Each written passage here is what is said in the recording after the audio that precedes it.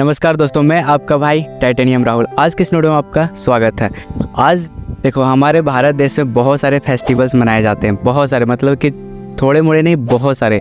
और इन सारे फेस्टिवल्स में मूर्तियां भी बनाई जाती है, बहुत सारे भगवान के, अलग अलग भगवान के, अलग अलग फेस्टिवल में अलग अलग भगवान के मूर्तियाँ बनाए जाते हैं और फिर उनका पूजा भी किया जाता है। पूजा करने के बाद उनका विसर्जन भी होता है। लेकिन आज से काफ़ी सालों पहले, अभी का बात मैं नहीं कर रहा हूँ, मतलब बहुत सालों पहले क्या होता था, जो मूर्तियाँ बनाई जाती थी वो बनाई जाती थी मिट्टी की, पुआर की, मतलब कि जिसे हम नेवारी भी कहते हैं, नॉर्मल लैंग्वेज में नेवारी कहते हैं, जो कि धान का जो वो डंटी होता है, मतलब धान का जो पौधा होता है, सूखने के बाद उसे हम लोग लेवारी या फिर पुआल कहते हैं, ठीक है।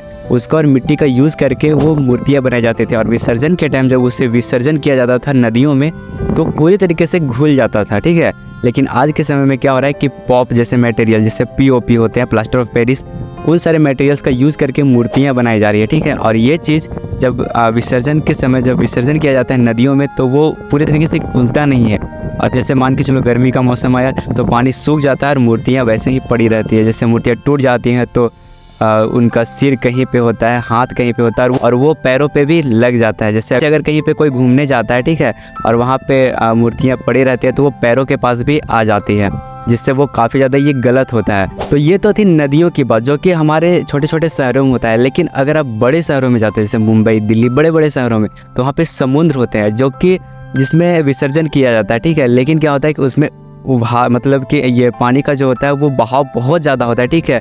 मतलब उसे क्या बोलते हैं, लहर बहुत ज़्यादा तेज़ उठता है, जिस वजह से वो मूर्तियाँ, जो पीओपी की मूर्तियाँ होती हैं, वो बहा कर और वो किनारे पे कर देता है। और सभी लोग जानते हैं कि समुद्र के किनारे बहुत लोग घूमने के लिए जाते हैं और वहाँ पे वो मूर्तियाँ पाई जाती है, तो ये बहुत ज़्यादा गलत हो जाता है। इसीलिए आप कितना भी एडवांस हो गए हो, अगर आप पूजा करते हो, ठीक है, अपने घर में पूजा करते हो, अपने शहर में, अपने लोकल में, मोहल्ले में पूजा करते हो, तो जो मूर्तियाँ आप लाते हो पूजा करने के लिए वो हमेशा मिट्टी से बनी हुई मूर्तियाँ लेकर आओ। इससे दो फायदा होगा। सबसे पहला नंबर चीज़ कि विसर्जन के टाइम मूर्तियाँ पूरी तरीके से घुल जाएगी और वो लोग जो मिट्टी की मूर्तियाँ बनाते हैं उनका जो बिजनेस है, मतलब कि उनका जो कारोबार है, उनकी जो आर्थिक स्थिति है, उसमें उनको बहुत ज़्यादा हेल्प मिलेगा। क्योंकि आप भी जानते हो कि जो मिट्टी की मूर्तियाँ बनाती है आज उनका मतलब बिजनेस धीरे धीरे डाउन होता जा रहा है, क्योंकि आजकल तरह तरह की आर्टिफिशियल ये पीओपी, प्लास्टर ऑफ पेरिस की मूर्तियाँ बनने आ गए हैं, तो फिर उनका जो थोड़ा कारोबार है वो डाउन हो जाता है। लेकिन अगर आप उनसे मूर्तियाँ लोगे मिट्टी के बनी हुई, तो उनका भी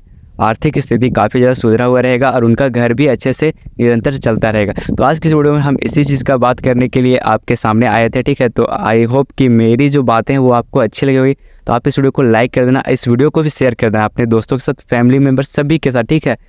तो फिर से मिलेंगे किसी नेक्स्ट वीडियो में कुछ धमाकेदार वीडियो लेकर, तब तक के लिए जय हिंद, जय भारत।